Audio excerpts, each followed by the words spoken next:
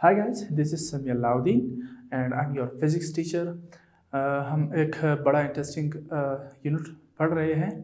इसमें हमने बहुत सारी टॉपिक्स कवर कर लिए हैं। जो हमारा लास्ट लेक्चर था वो ईएमएफ और पोटेंशियल डिफरेंस से मुतालिक था। ठीक, देखिए अक्सर बच्चे इसमें कंफ्यूज हो जाते हैं कि ईएमएफ वो भी पोटेंशियल डिफरेंस हैं और जो हम सर्किट के बाहर पढ़ते हैं वो भी इलेक्ट्रिक पोटेंशियल है, यानी एक रेजिस्टर के अक्रॉस वो भी हम पोटेंशियल डिफरेंस कहते हैं। नाम दोनों का सेम है लेकिन ये अलग अलग जगहों पर पाया जाता है। ठीक है, इसमें कंफ्यूज नहीं होना है। ठीक, देखिए नाम अलग एक है और ये दोनों एनर्जी है। ठीक है, जो कि चार्जेस के सेपरेशन से हमें मिलती हैं और ये जो ईएमएफ है वो केमिकल एनर्जी से हमें हासिल होता है। देखिए मैं अगर आप लोगों को शॉर्टकट बताना चाहूँ, अगर एक सेल लेंगे, छोटा सा सेल जो आप घड़ियों में डालते हैं, रेडियो में डालते हैं, तो उस सेल की जो एनर्जी होती है हम उसको किसी रेडियो में नहीं डालेंगे, टीवी के रिमोट में नहीं डालेंगे। सेल को उठाओ, ऐसे देखो, उसके अंदर जो पोटेंशियल मौजूद है उसको कहो कि ये ईएमएफ है। राइट, ठीक है, वो बैटरी की ईएमएफ कहलाएगी। और इसी तरह अगर हम बैटरी लेते हैं, बैटरी में दो इलेक्ट्रोड्स होते हैं, आप सबने देखा होगा, एक ही यहाँ पर पॉजिटिव टर्मिनल, यहाँ पर नेगेटिव टर्मिनल, एक बड़ी सी बैटरी होती है। तो बैटरी को यूज़ करने से पहले जो उसके अंदर मौजूद, जो उसके इलेक्ट्रोड्स के बीच में जो पोटेंशियल मौजूद है उसको आप कहो कि this is the EMF, right, electromotive force. ये भी बताया था कि ये फोर्स नहीं है बल्कि एनर्जी है जो सप्लाई होती है by the battery to the circuit. ठीक, अब जब हम बैटरी को लगा लेते हैं किसी सर्किट में तो एक रेजिस्टर के अक्रॉस जो पोटेंशियल डिफरेंस डेवलप हो जाती है उसको पोटेंशियल डिफरेंस का नाम दे दो। ठीक है, तो ये बेसिक डिफरेंस है। चले आप ये भी कह सकते हैं कि इलेक्ट्रोमोटिव फोर्स जो है वो एनर्जी की वो सप्लाई करता एनर्जी है, बैटरी की वो सप्लाई करता एनर्जी है जो एक पॉजिटिव यूनिट पॉजिटिव चार्ज को पूरे सर्किट में घुमा देता है। वंस इन अ लूप उसको रोटेट कर सर्कुलेट करता है।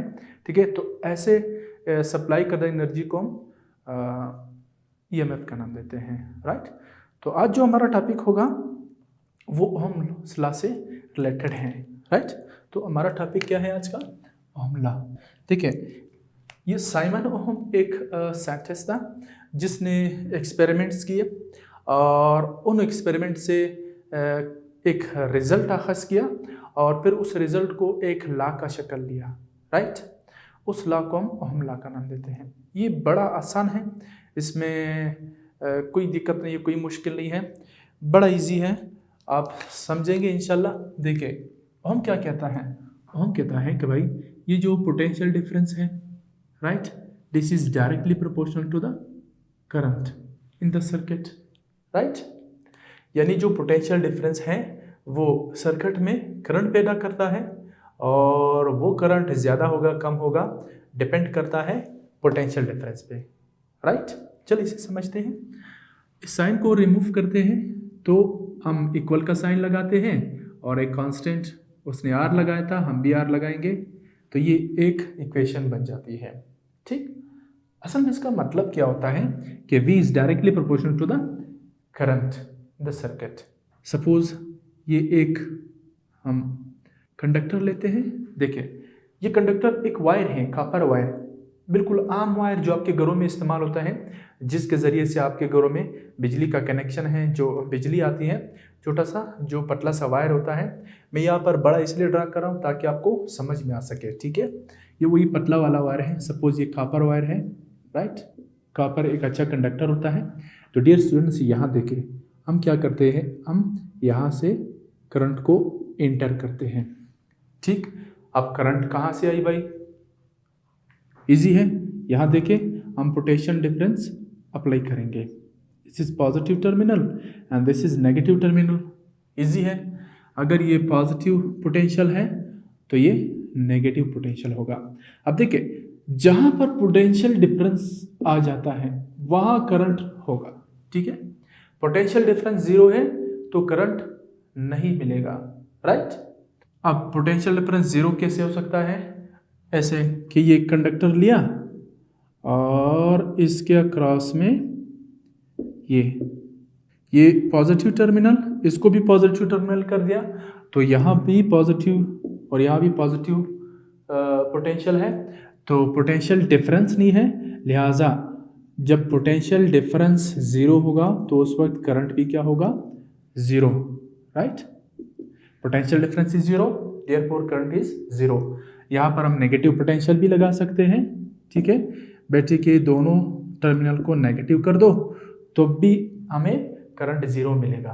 लेकिन जब हम लोग टर्मिनल को चेंज करते हैं, पोटेंशियल डिफरेंस देते हैं कंडक्टर के दोनों एंड्स पर, पॉजिटिव और नेगेटिव, ठीक है, टर्मिनल, तो अब क्या होगा, करंट इसके अंदर फ्लो करेगा, राइट। अब ये करंट ऐसे फ्लो करेगा, ऐसे निकलेगा और ऐसे आएगा, दिस इज कन्वेंशनल करंट, ठीक है। अब ये कन्वेंशनल करंट ऐसे आ रहा है, यहाँ इस पूरे सर्किट में से मूव कर रहा है। अब सर्किट क्या चीज़ है, path of the charges, that is called circuit. ये पाथ है, इस रास्ते पर चलता है चार्जेस, इसलिए ये पाथ क्या कहलाएगा, सर्किट कहलाएगा। तो ओहम क्या कह रहा था, ओहम ने बताया था कि जब हम पोटेंशियल डिफरेंस को ज़्यादा करेंगे तो करंट हमें ज़्यादा मिलेगा।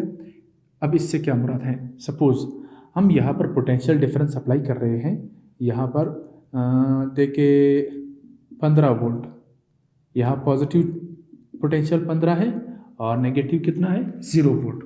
पोटेंशियल डिफरेंस तो है, तो ये ज़्यादा है ये कम है, ज़्यादा से कम की तरफ करंट फ्लो करेगा, करेगा कि नहीं करेगा, बिल्कुल करेगा, राइट। करंट इस डायरेक्शन में मूव करेगा, हमें करंट मिलेगा इस 15 पोटेंशियल डिफरेंस 15 वोल्ट का है, तो इससे हमें एक करंट मिलेगा। अब हम क्या करते हैं, यानी V कितना है, जब V 15 वोल्ट का है तो हमें एक करंट मिलता है सपोज 4 एम्पेयर, राइट। ये करंट कितना है, 4 एम्पेयर।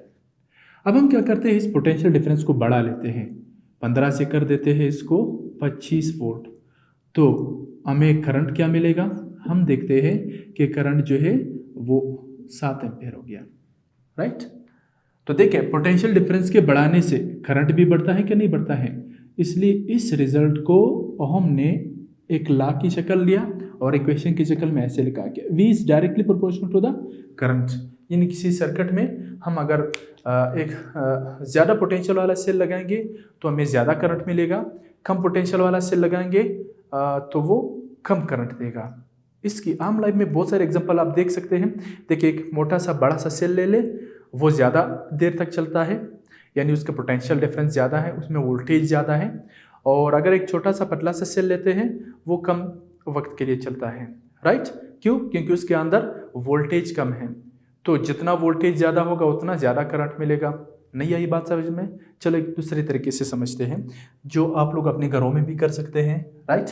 हम क्या करते हैं, हम एक पतला सा सेल जो आप लोगों ने यूज़ किया है टीवी के रिमोट में, ऐसा छोटा सा पतला सा सेल ले ले, right. This is positive and this is negative terminal. अब वो मोटा वाला सेल लेते हैं, ठीक, ये पॉजिटिव और ये नेगेटिव टर्मिनल है। हम एक छोटा सा बल्ब लेते हैं, आप सब जानते हैं इस तरह का छोटा सा बल्ब होता है, इसका एक वायर ये एक वायर ये। हम क्या करते हैं डियर स्टूडेंट्स, इस बल्ब को यहाँ भी लगा लेते हैं और लाइट को देखते हैं कि इतना लाइट हमें मिल रहा है, राइट। फिर हम क्या करते हैं, इसी बल्ब को यहाँ कनेक्ट करते हैं इस दूसरे बड़े वाले बल्ब के साथ, तो हम देखते हैं कि हमें लाइट ज़्यादा मिलेगा। वाई? क्योंकि इसका पोटेंशियल डिफरेंस, इसका वोल्टेज इससे ज़्यादा है। देखिए अगर यहाँ पर हमारे पास ये 3 वोल्ट का है, सपोज ये 1.5 वोल्ट का है, तो देखो ये जो वोल्टेज है 3 और ये 1.5, ये ज़्यादा है। जब ये ज़्यादा है तो ज़्यादा लाइट देगा, ये या ज़्यादा लाइट देगा, क्यों? क्योंकि ज़्यादा करंट गुजर रहा है। और ये कम है तो कम करंट गुजरेगा, ठीक है। यानी इलेक्ट्रॉन या चार्जेस जो सर्किट में मूव कर रहे हैं वो कम एनर्जी को प्रोवाइड कर रहे हैं टू द बल्ब। तो ओहम लॉ यही बताता है कि V is directly proportional to the current. जितना ज़्यादा पोटेंशियल डिफरेंस होगा एक सर्किट में उतना ज़्यादा हमें करंट मिलेगा, राइट। और इसको ऐसे लिखा जाता है और ये एक इक्वेशन बन जाती है। इस इक्वेशन को इसमें से हम लोग आर की वैल्यू निकाल सकते हैं। लेकिन आर है क्या चीज़, आर को समझते हैं। What is are?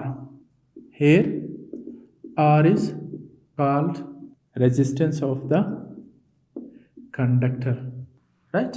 कि ये जो कंडक्टर है जिसमें से करंट फ्लो कर रहा है उसका ये रेजिस्टेंस है। अब रेजिस्टेंस है क्या चीज़, ठीक है। ये कंडक्टर की एक प्रॉपर्टी होती है जो करंट के फ्लो को कम करती है, यानी रोकती है। यानी एक सर्किट में अगर करंट जा रहा है, एक चार्ज मूव कर रहा है, तो उस चार्ज या उस इलेक्ट्रॉन की मोशन को रोकता है। अब वो रोकना किस तरीके से करता है, वो रोकता, इसको समझते हैं कि एक कंडक्टर है जिसमें इलेक्ट्रॉन फ्लो कर रहे हैं। अब जब इलेक्ट्रॉन फ्लो कर रहे हैं तो उसको रेजिस्टेंस कैसे दरपेश आती है, राइट। ये कंडक्टर लिया। अब इस कंडक्टर में देखिए डियर स्टूडेंट्स, यहाँ पर हम क्या करते हैं, एक पोटेंशियल डिफरेंस अप्लाई कर लेते हैं, पॉजिटिव नेगेटिव। तो यहाँ से करंट आएगा, आएगा क्या नहीं आएगा, बिल्कुल आएगा, ठीक है। जब ये करंट आएगा तो यहाँ देखिए, यहाँ पर क्या होता है, कंडक्टर में फ्री इलेक्ट्रॉन्स होते हैं और आइंस होते हैं, पॉजिटिव आइंस होते हैं। देखिए ये इस तरह के एटम्स होते हैं, उसको आइंस समझे। ये ऐसे बड़े बड़े एटम होते हैं, यहाँ पर ऐसे ऐसे बड़े बड़े एटम हैं। जब ये इलेक्ट्रॉन यहाँ से गुजरता है डियर स्टूडेंट्स, वो क्या करता है, इसके अंदर देखिए यहाँ कोलाइड करेगा, इधर टकराने के बाद इधर आएगा, इधर टकराने के बाद यहाँ जाएगा, यहाँ टकराने के बाद ऐसे ऐसे ऐसे ऐसे ऐसे ऐसे और यहाँ से ऐसे निकल जाता है। ये जो कोलिजन हो रहा है इलेक्ट्रॉन का इन एटम के साथ और अपने फ्री इलेक्ट्रॉन के साथ भी इसका कोलिजन होता है। तो इस कोलिजन की वजह से इस कंडक्टर का टेम्परेचर बढ़ जाता है, यानी वो गर्म हो जाता है और जो इलेक्ट्रॉन की मोशन है वो स्लो हो जाती है। क्यों? क्योंकि इलेक्ट्रिकल एनर्जी यहाँ पर हीट एनर्जी में कन्वर्ट हो जाती है, एनर्जी इसका लॉस हो जाता है। हम कहते हैं कि दिस इज द रेजिस्टेंस। अब रेजिस्टेंस कोई कंडक्टर किसी इलेक्ट्रॉन को इस तरीके से देता है, ठीक है। तो जब भी कोई फ्री इलेक्ट्रॉन एक कंडक्टर में से गुजरेगा, उस कंडक्टर का एक मखसूस रेजिस्टेंस होगा, यानी वो इलेक्ट्रॉन को रोकेगा। इलेक्ट्रॉन एक साथ कोलाइड करता जाता है और आखिर में निकल जाता है, क्योंकि पोटेंशियल डिफरेंस अप्लाई है, इसलिए वो हरकत करेगा, आगे निकल जाएगा और फिर सर्किट में मूव करेगा। ये जो कोलिजन है इसकी वजह से रेजिस्टेंस पैदा होती है। This is actually called the resistance, ठीक है। ये जो एटम इनको रोक रही है, इस रोकने को रेजिस्टेंस कहते हैं, राइट। तो ये हर एक कंडक्टर के लिए अलग अलग होता है। तो जब ये इलेक्ट्रॉन इसके साथ कोलाइड करता है, वो जो इलेक्ट्रिकल एनर्जी है वो कन्वर्ट हो जाती है किस चीज़ में, वो हीट एनर्जी में कन्वर्ट हो जाती है, ठीक है। हीट एनर्जी में कन्वर्ट हो जाती है, इसलिए इसका जो मोशन है वो स्लो डाउन हो जाता है। स्लो डाउन होने से क्या होगा, करंट कम होगा, ठीक है। यानी हमें करंट कम हो, डिक्रीज हो जाएगा। ये जो एनर्जी लॉस हो रही है इस दौरान कोलिजन हो रही है, ठीक है। इलेक्ट्रॉन का कोलिजन, टकराव हो रहा है एटम के साथ और फिर इलेक्ट्रॉन के साथ, ठीक है। जब कोलिजन हो रही है तो असल में रेजिस्टेंस प्रोड्यूस हो रही है। ये मैकेनिज्म है, किसी कंडक्टर में जब करंट फ्लो करता है तो रेजिस्टेंस इस तरीके से कंडक्टर इलेक्ट्रॉन को पेश करती है, राइट। तो या आर क्या चीज़ है, आर जो है वो इस रिलेशन का कांस्टेंट है और ये जो है असल में एक कंडक्टर का रेजिस्टेंस होता है, ठीक है। वो रेजिस्टेंस जो इलेक्ट्रॉन फ्लो करते हैं थ्रू आउट द कंडक्टर, वो उसको पेश करता है, राइट। तो मेरे ख्याल में इसमें कोई मुश्किल नहीं है, ठीक है। ये बड़ा आसान है, इसे आप लोग नोट कर सकते हैं, ठीक। मज़ीद इसके बारे में पढ़ेंगे कि ये जो रेजिस्टेंस है इसका यूनिट क्या होगा, इसको कैसे डिफाइन करेंगे। इसके इस फार्मूले से डिफाइन करेंगे। देखिए R इज इक्वल टू, आई को यहाँ शिफ्ट कर लें तो V अपॉन आई बनेगा, ठीक है। ये रेजिस्टेंस है। जो वोल्टेज और करंट का रेशियो है, ठीक है, उसको रेजिस्टेंस का नाम दिया जाता है। या अगर आप डिफाइन करना चाहते हैं, resistance is the property of conductor which resist the flow of current, right. ये करंट के फ्लो को रोकता है। अब देखिए इसका यूनिट निकालेंगे। वोल्टेज का यूनिट क्या होता है, सॉरी पोटेंशियल डिफरेंस का यूनिट होता है वोल्ट, और जो करंट का यूनिट होता है that is ampere. Volt upon ampere को हम ओम कहते हैं, और ओम को एक सिंबल से डिनोट करते हैं, omega, volt upon ampere, right. अब एक कंडक्टर है, उसमें कुछ रेजिस्टेंस मौजूद है, से हम कहते हैं कि उस कंडक्टर का रेजिस्टेंस जो है वो 3 ओम है, राइट। अब 3 ओम से क्या मुराद है, 3 ओम उस वक्त तक आपको समझ में नहीं आएगा डियर स्टूडेंट्स जब तक कि आपको 1 ओम का इल्म ना हो। तो पहले 1 ओम को समझेंगे, उसके बाद 3, 4, 5 अप टू सो जितने भी हैं उतने ओम का हमें अंदाज़ा होता जाएगा। तो आइए समझते हैं 1 ओम कितना होता है। ये देखिए मैंने पहले भी आप लोगों को बताया है कि जब हम यूनिट को निकालते हैं तो फार्मूले में जाकर जितने भी क्वांटिटीज़ हैं सबका यूनिट ले 1, ठीक, उससे आपको यूनिट क्वांटिटी मिल जाएगी। अब 1 ओम कब मिलेगा, ठीक है, जब पोटेंशियल डिफरेंस 1 वोल्ट का हो और करंट उस वक्त 1 एम्पेयर फ्लो कर रही हो किसी कंडक्टर में से, तो रेजिस्टेंस कितना होगा, 1 ओम होगा, राइट। Resistance of a conductor will be 1 ohm when 1 ampere current flows through that conductor having the potential difference of 1 volt, right। तो पोटेंशियल डिफरेंस 1 वोल्ट का होगा, 1 एम्पेयर करंट फ्लो करेगा, तब रेजिस्टेंस कितना काउंट किया जाएगा, 1 ओम, राइट। तो ये लिख सकते हैं कि the resistance of a conductor is 1 ohm when potential difference is 1 volt and current is 1 ampere। तो जब पोटेंशियल डिफरेंस 1 वोल्ट का होगा और करंट 1 एम्पियर फ्लो करेगा, then the resistance of that conductor will be 1 ohm, right. तो ये अब अगर किसी कंडक्टर का रेजिस्टेंस मैं कहूँ कि 5 ओम है तो 5 ओम आपको समझ में आना चाहिए, अगर मैं कहूँ कि 6 ओम है तो वो भी आपको समझ में आना चाहिए, राइट। अच्छा, एक सवाल आपके जहन में आना चाहिए। देखें मैंने कहा कि हम जितना वोल्टेज बढ़ाएंगे उतना करंट बढ़ेगा, जितना वोल्टेज कम करेंगे करंट कम होगा। चले एक एग्जांपल लेते हैं कि हम वोल्टेज को बढ़ाएंगे, करंट क्या उसी मिकदार से बढ़ेगा क्या नहीं बढ़ेगा। अगर किसी कंडक्टर में रेजिस्टेंस है, फ्लो करंट को रोकता है, तो वोल्टेज के बढ़ाने से क्या करंट उस रेशियो से कम नहीं होगा। यानी मेरा कहने का मकसद ये है कि जब हम वोल्टेज को बढ़ाते हैं उस हिसाब से करंट बढ़ेगा। कब होगा, जब कंडक्टर का रेजिस्टेंस 0 होगा, ठीक है। लेकिन आम लाइफ में ऐसा होता नहीं है कि कोई कंडक्टर है और उसका रेजिस्टेंस 0 हो, ऐसा नहीं है। हाँ, एक बात हो सकती है कि एक अच्छा कंडक्टर हम लेते हैं, उसका रेजिस्टेंस निस्बतन बहुत कम होता है, ठीक है। तो उस केस में फिर हम कह सकते हैं कि कंडक्टर में से जब करंट फ्लो करती है तो जितना वोल्टेज बढ़ाएंगे उतना करंट बढ़ेगा, ठीक है। आम लाइफ में ये हम देख सकते हैं, मामला आसान है। देखिए एक अच्छा कंडक्टर लेते हैं, कापर ले लो, उससे भी अच्छा कंडक्टर आप सिल्वर ले सकते हैं। अगर हम उस सिल्वर से भी अच्छा कंडक्टर जो है वो गोल्ड होता है, राइट। तो जो सिल्वर होता है, सिल्वर एक कंडक्टर है, उसके साथ अगर हम पोटेंशियल डिफरेंस को जोड़ते हैं तो जब हम V को बढ़ाएंगे, शुरू में I उस हिसाब से नहीं बढ़ेगा, लेकिन कुछ वक्त गुजरने के बाद फिर ये कांस्टेंट हो जाता है। क्या कांस्टेंट हो जाता है, रेजिस्टेंस। फिर रेजिस्टेंस मजीद नहीं बढ़ता है, उसके बाद V एंड I जो है बिल्कुल ऐसे आपको मिलेगा। अब इसका क्या मतलब है, चलिए इसे समझने की कोशिश करते हैं, राइट।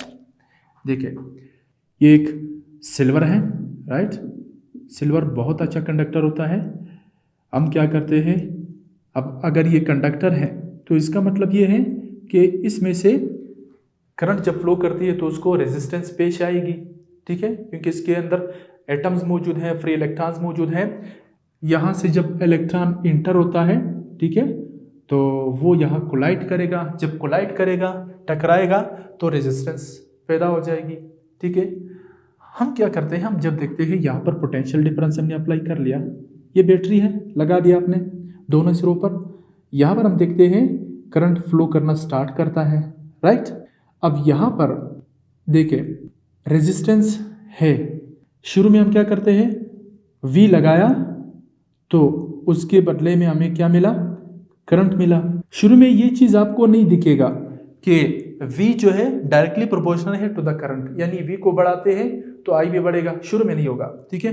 कुछ वक्त गुजरने के बाद ये कांस्टेंट हो जाता है, मजीद ये बढ़ता नहीं है, R नहीं बढ़ता है, ठीक है।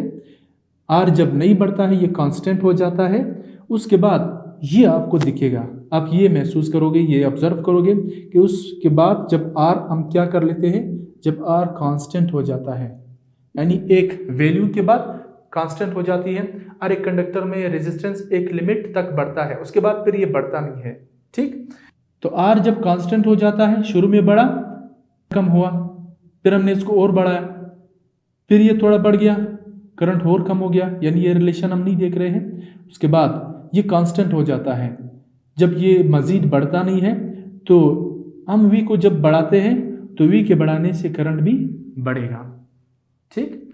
तो कुछ वक्त वेट करना पड़ेगा ताकि ये रेजिस्टेंस इस कंडक्टर का कांस्टेंट हो जाए। जब ये कांस्टेंट हो जाता है उसके बाद ये रिलेशन आप लोग आसानी से ऑब्जर्व कर सकते हैं। शुरू में शायद ये ऐसा ना हो, ठीक है, क्योंकि हर एक कंडक्टर का अपना एक मखसूस रेजिस्टेंस होता है। बात आई समझ में। अब अगर हम कहते हैं कि V is directly proportional to the current, means V को बढ़ाएंगे तो I भी बढ़ेगा, V को कम करेंगे तो I भी कम होगा, ठीक। ये सिल्वर, कॉपर और जो गोल्ड होता है, एल्यूमिनियम होता है, इसके लिए ऐसा होता है। कुछ वक्त गुजरने के बाद जब ये कांस्टेंट हो जाता है, राइट। इस रिलेशन को हम ग्राफ की मदद से समझते हैं, ठीक है, graph for potential difference and electric current, ठीक है।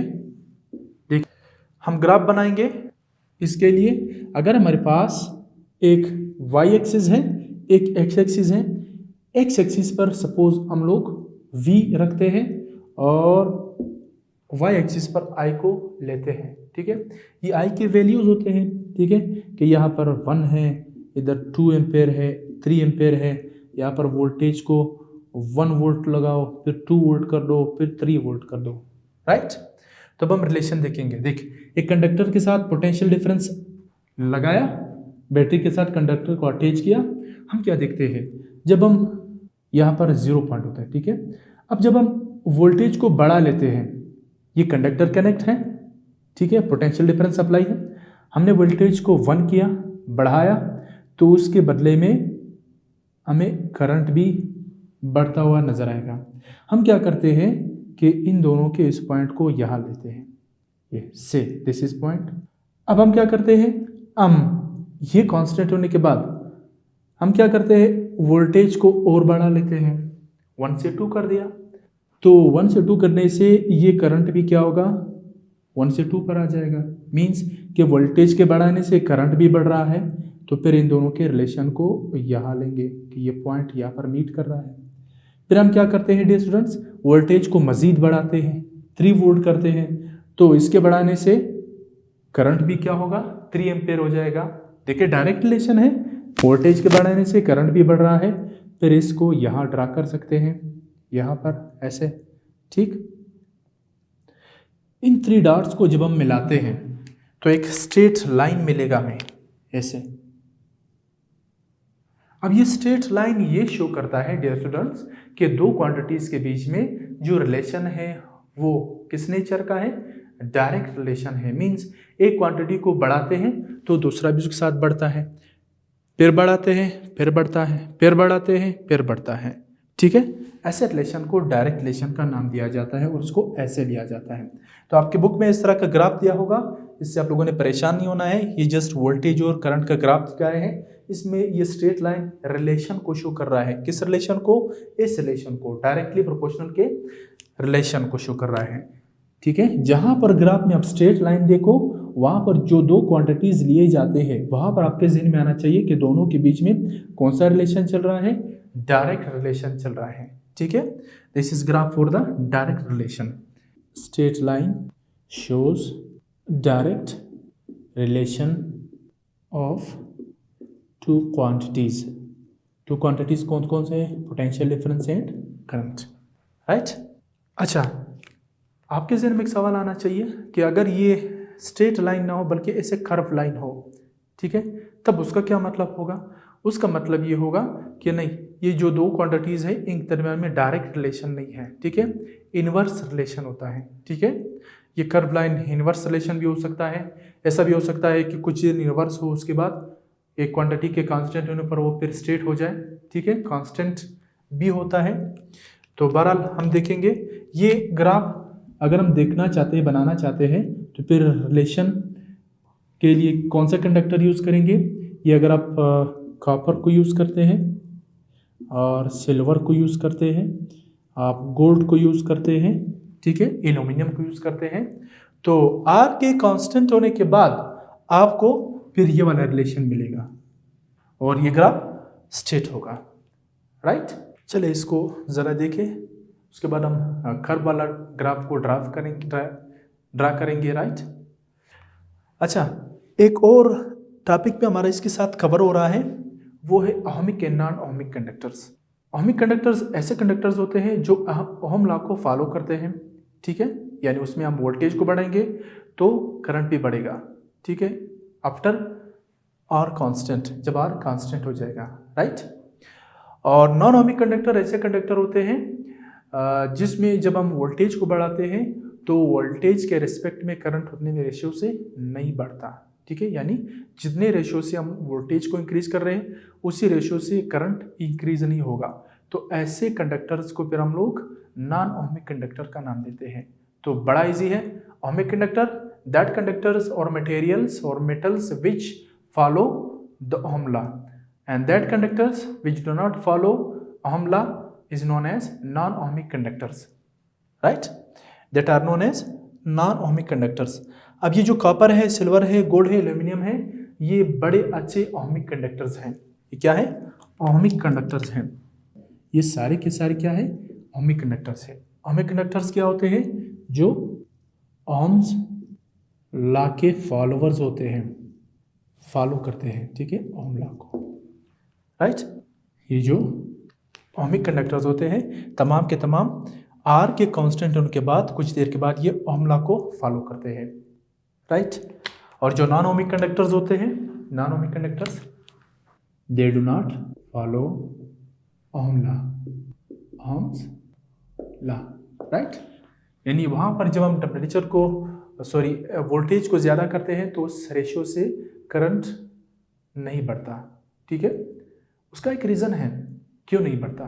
चलन तब तक जब हम ग्राफ को ड्रा करते हैं आप लोगों ने सोचना है, ठीक है, और जब मैं बताऊंगा जिसका आंसर सही होगा, ठीक है, उसके लिए गुड, और जिसका आंसर सही नहीं होगा उसके लिए भी गुड, ठीक है, कोशिश तो की है।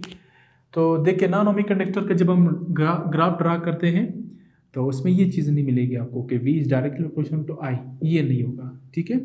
देखिए एक ग्राफ लेते हैं और ये V लेते हैं, ये I लेते हैं, नॉन ओहमिक कंडक्टर्स की कुछ एग्जांपल्स लिखते हैं। जो नॉन ओहमिक कंडक्टर्स हैं तो उसमें देखिए सेमी कंडक्टर्स है, और इसमें आपका LED आ जाता है, ट्रांजिस्टर्स आता है, ट्रांजिस्टर्स, और आपके आ जाते हैं, अल्लाह आपका भला करे, इसमें टंगस्टन फिलामेंट, टंगस्टन फिलामेंट यानी टंगस्टन का फिलामेंट, ये जो है नॉन ओहमिक कंडक्टर्स हैं। यानी इसमें जब पोटेंशियल डिफरेंस जब अब ऐसे कंडक्टर्स के साइड्स पर या एंड्स पर अप्लाई करते हैं तो जब हम वोल्टेज को इंक्रीज करते हैं उस हिसाब से करंट इंक्रीज नहीं होता, ठीक है। अगर हम टंगस्टन फिलामेंट की बात करते हैं, सपोज एक कंडक्टर लिया हमने, ये बना है टंगस्टन फिलामेंट का, राइट, और इसके क्रॉस हमने ऐसे बैटरी अप्लाई की, नेगेटिव पॉजिटिव, तो करंट तो फ्लो करेगा, लेकिन जब हम V को बढ़ाएंगे तो करंट उस हिसाब से बढ़ेगा नहीं, ठीक है। इसका रीज़न है बता देंगे आपको, थोड़ा सब्र कीजिए, ठीक है। तो ये अगर टंगस्टन फिलामेंट है, टंगस्टन का एक कंडक्टर है, ये टंगस्टन का कंडक्टर है। तो जब हम वोल्टेज को बढ़ाते हैं डियर स्टूडेंट्स, यहाँ पर क्या होता है, वो जो वोल्टेज और करंट का रिलेशन है वो डायरेक्टली नहीं चलता है, बल्कि उसमें फ़र्क आ जाता है। क्या होता है देखिए, शुरू में हम क्या करते हैं, हम V को बढ़ा लेते हैं तो करंट भी बढ़ता है, ठीक है, ऐसे चलता है। ऐसे हमने वोल्टेज को बढ़ाया, दिस इज 1, से this is 2, this is 3 volt, this is 1 ampere, 2 ampere, 3 ampere, right. हमने वोल्टेज को यहाँ से यहाँ तक किया, बढ़ा दिया, बढ़ाया, तो इसके रिस्पेक्ट में करंट को बढ़ना चाहिए, ठीक है भाई, बढ़ गया, थोड़ा बढ़ गया। उसके बाद हमने इसका ये वाला पॉइंट लिया, उसके बाद हमने वोल्टेज को मज़ीद इंक्रीज़ किया, फिर हम देखते हैं कि ये करंट थोड़ा सा इंक्रीज़ तो हो जाता है यहाँ तक, उसके बाद क्या होता है, ये ऐसे चला जाता है, करंट इंक्रीज़ नहीं होता, ऐसे, ठीक है, करंट बस यहाँ तक आ जाता है, उसके बाद इंक्रीज़ नहीं होता, ये ऐसे चला जाता है, ठीक। तो ये ऐसे आ जाता है, ये इसमें देखिए ग्राफ में लाइन स्ट्रेट लाइन ही है, बल्कि कर्व लाइन है, राइट। ये कर्व लाइन है, कर्व लाइन ये शो करता है डियर स्टूडेंट्स कि ये ऐसे गया, ऐसे। अब यहाँ इसके बाद आप वोल्टेज को जितना इंक्रीज करोगे, जितना इंक्रीज करोगे, ये करंट बढ़ेगा नहीं, ऐसे ऊपर नहीं जाएगा। जब ऊपर नहीं जाएगा ग्राफ को टच नहीं करेगा, ठीक है, यहाँ पर करंट क्या आ रहा है ग्राफ, तो ये ऐसे कर्व लाइन बनेगा। इसका मतलब ये है कि जो टंगस्टन का कंडक्टर होता है वो ओहम लॉ को फॉलो नहीं करता। इट मीन्स के वोल्टेज के बढ़ाने से करंट बढ़ता नहीं है, ठीक है, शुरू में थोड़ा बढ़ता है, उसके बाद ये ऐसे कर्व हो जाता है, तो वोल्टेज के बढ़ाने से ये बढ़ेगा नहीं। इसी तरीके से अगर हम दूसरा एक सेमीकंडक्टर होता है थर्मिस्टर, उसका ग्राफ बनाते हैं तो वो भी ऐसे कर्व लाइन बनता है, शुरू में थोड़ा बढ़ता है, उसके बाद फिर ये कर्व हो जाता है। कर्व होने का मकसद ये है कि वोल्टेज के बढ़ाने से करंट बढ़ता नहीं है, तो फिर क्या चीज़ बढ़ता है, वोल्टेज कहाँ चले जाते हैं, ठीक है। तो ये इस सवाल का जवाब ले लें कि जब कोई कंडक्टर ओहम लॉ को फॉलो नहीं करता है उसमें टेम्परेचर बढ़ जाता है, ठीक है। क्या चीज़ बढ़ता है, टेम्परेचर। टेम्परेचर जब बढ़ता है तो ओहम लॉ फॉलो नहीं होगा, टेम्परेचर इंक्रीजेस, ठीक है। तो जब टेम्परेचर इंक्रीज होगा, टेम्परेचर के इंक्रीज होने से क्या हो जाता है, नुकसान क्या होता है डियर स्टूडेंट्स, रेजिस्टेंस इंक्रीज होता है। जब रेजिस्टेंस इंक्रीज होता है तो आप जानते हैं कि जब रेजिस्टेंस ज़्यादा होता है करंट कम होता है, जब रेजिस्टेंस कम होता है तो करंट ज़्यादा होता है। तो वो कंडक्टर्स यानी नॉन ओहमिक कंडक्टर्स, जब उसमें हम वोल्टेज को इंक्रीज करते हैं उसके रिस्पेक्ट में करंट बढ़ता नहीं है। क्यों नहीं बढ़ता, क्योंकि उस मटेरियल का टेम्परेचर इंक्रीज हो जाता है। टेम्परेचर के इंक्रीज होने से क्या होता है डियर स्टूडेंट्स, कंडक्टर के अंदर जो फ्री इलेक्ट्रॉन्स और एटम होते हैं वो तेज़ी से वाइब्रेट करने लगते हैं। वाइब्रेशन की वजह से उनका टकराव यानी कोलिजन ज़्यादा होता है। जब कोलिजन ज़्यादा होगा तो रेजिस्टेंस ज़्यादा होगा, जब रेजिस्टेंस ज़्यादा होगा किसी कंडक्टर का या मटेरियल का तो करंट कम हो जाएगा, ठीक है, करंट कम हो जाएगा। Therefore, when the temperature of material increases, the resistance increases. When the resistance increases, it will decrease the current which is flowing through the conductor, right? तो ओहम लॉ क्या चीज़ है, इसे थोड़ा रिवाइज कर लेते हैं। ओहम लॉ जो है वो पोटेंशियल डिफरेंस और करंट के बीच में रिलेशन देता है। ओहम कहता है कि ओहमिक कंडक्टर्स में कुछ वक्त गुजरने के बाद जब R कांस्टेंट हो जाता है, राइट, जब ये R कांस्टेंट हो जाता है तो उसके बाद जब हम वोल्टेज को इंक्रीज करते हैं उसी हिसाब से करंट भी बढ़ता है, राइट। वोल्टेज को डिक्रीज करो करंट भी डिक्रीज हो जाएगा। This is called direct relationship. और इसके बाद हम पढ़ने वाले हैं कि अगर हमारे पास एक कंडक्टर की बजाय सेमीकंडक्टर हो तो क्या उसमें वोल्टेज के इंक्रीज करने से करंट बढ़ेगा क्या नहीं बढ़ेगा, उस हिसाब से नहीं बढ़ेगा जिस तरह मेटेलिक कंडक्टर्स में होता है, राइट। बात आई समझ में, ठीक। तो मुझे उम्मीद है कि ये आप लोगों को क्लियर हो चुका होगा। और अगर आप लोगों को कोई दिक्कत है, मुश्किल है, तो आप बुक्स को उठाइए, बुक्स को पढ़ें, आपको इंशाल्लाह मज़ीद इंफॉर्मेशन मिलता जाएगा। सबसे अच्छे नोट्स जो हैं वो आपको विकिपीडिया पर मिलेंगे, गूगल पर मिलेंगे, आप कोरा को सर्च कर लिए, वहाँ से मिलेगा। तो जितना आप लोग स्टडी करोगे इंशाल्लाह उतना आप लोगों के लिए टॉपिक्स ईजी होते जाएंगे। मिलते हैं आपसे नेक्स्ट वीडियो में। टिल देन अल्लाह हाफ़िज़।